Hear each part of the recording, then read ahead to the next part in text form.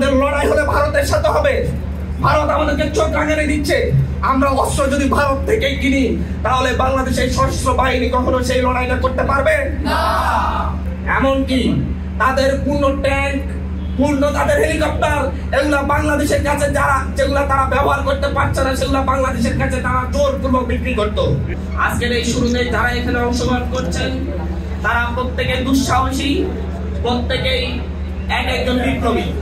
কারণ আজকে এখানে যারা উপস্থিত হয়েছেন তারা সকলেই স্রোতের প্রতিকূলে একটি রাজনৈতিক দলে যোগ দেওয়ার জন্য এখানে উপস্থিত হয়েছেন। সকলে নতুন বাংলাদেশের স্বপ্ন দেখার জন্য এখানে উপস্থিত হয়েছেন। এখানে যারা উপস্থিত হয়েছেন তারা প্রত্যেকেই জানেন, প্রত্যেকেই বুঝেন আমরা এমন একটি লড়াই করছি যে এই লড়াই জুলাই গণঅভ্যুত্থানের চাইতেও কঠিন লড়াই। উপজেলা থেকে আগত প্রতিনিধিবৃন্দকে জানাচ্ছি ধন্যবাদ এবং কৃতজ্ঞতা। আপনারা সকলে এসেছেন। আজকের এটা নোয়াখালী অঞ্চলের জন্য, বাংলাদেশের জন্য একটি ইতিহাসের অংশ। আজকের এই প্রোগ্রামের মধ্য দিয়ে আগামীর বাংলাদেশে এনসিপি যে নেতৃত্বের ধারা প্রতিষ্ঠিত করতে যাচ্ছে, আগামীর বাংলাদেশে এনসিপি যে নতুন রাজনীতি সৃষ্টির চেষ্টা করে যাচ্ছে তার প্রথম শুরু মাত্র এখান থেকে।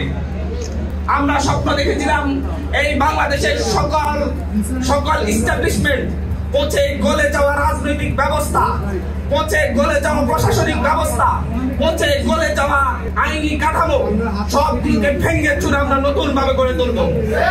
আমরা সেই স্বপ্ন দেখেছিলাম, এদেশের মানুষও স্বপ্ন দেখেছিল এদেশের আপামর জনতা। কিন্তু 5ই আগস্টের পর থেকে আমাদের স্বপ্ন ভঙ্গ হওয়া শুরু করেছে।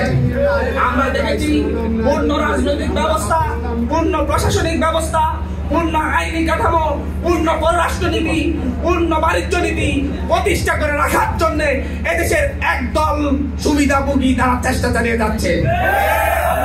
এমনকি তাদের পূর্ণ ট্যাঙ্ক, পূর্ণ তাদের হেলিকপ্টার, এগুলা বাংলাদেশের কাছে যেগুলা তারা ব্যবহার করতে পারছে না, সেগুলা বাংলাদেশের কাছে তারা জোরপূর্বক বিক্রি করতো।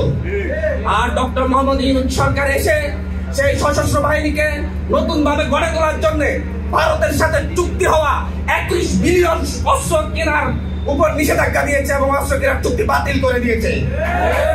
নেতৃত্বে বাতিল করা হয়েছে ডক্টর খলিলুর রহমানের নেতৃত্বে। তারপর থেকে দেখা গিয়েছে একটা গোষ্ঠীর গায়ে জ্বালা পড়া শুরু হয়েছে। তারা বুঝাতে চাচ্ছে যে ভারত থেকে অস্ত্র না কিনলে বাংলাদেশের সার্বভৌমত্ব ধ্বংস হয়ে যাবে। তারা মনে করছে বাংলাদেশের মানুষ এখনো বুকার সঙ্গে বসবাস করছে। আমাদের লড়াই হলে ভারতের সাথে হবে। ভারত আমাদেরকে চোখ রাঙানি দিচ্ছে। আমরা অস্ত্র যদি ভারত থেকে কিনি তাহলে বাংলাদেশের সশস্ত্র বাহিনী কখনো সেই লড়াইটা করতে পারবে না। আজকে রাজনৈতিক বিভিন্ন দল এবং মিলিটারি শক্তি সহ প্রত্যেকে আজ ঐক্যবদ্ধ দিল্লির সেই দাসত্ব নাকি খত দিয়ে মেনে নেওয়ার জন্য। সাইড পাওয়ার টেক সহ দীর্ঘ সময় ধরে আমাদের সমুদ্র বন্দর দখল করে রেখেছে আওয়ামী এক ফ্যাসিলিটি শক্তি, যারা দীর্ঘ সময় ধরে আমাদের একমাত্র সব থেকে বেশি যেখান থেকে আমাদের মালামাল আমদানি রপ্তানি হয় যে বন্দর দিয়ে সেই চট্টগ্রাম বন্দরের 1/4 তারা দখল করে রেখেছে। এই দেশ থেকে হাজার হাজার কোটি টাকা পাচার করেছে।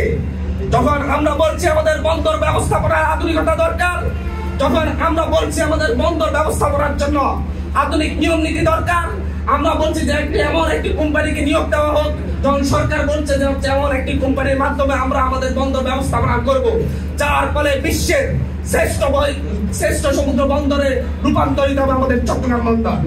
কিন্তু দেখা যাচ্ছে তারপরে তাদের গায়ে জ্বালা পড়া শুরু হয়েছে। তারা কি ভুলে গেছে সাইড পাওয়ার টেকের ইতিহাস? তারা কি ভুলে গেছে দেশ থেকে হাজার হাজার টাকা লুটপাটের ইতিহাস? তারা কি ভুলে গেছে যে হচ্ছে চট্টগ্রাম বন্দরের 1/4 দখল করে রাখার ইতিহাস? তারা আসলে কাদেরকে সুবিধা দিতে চাচ্ছে আমরা সেটা প্রশ্ন রেখে গেলাম।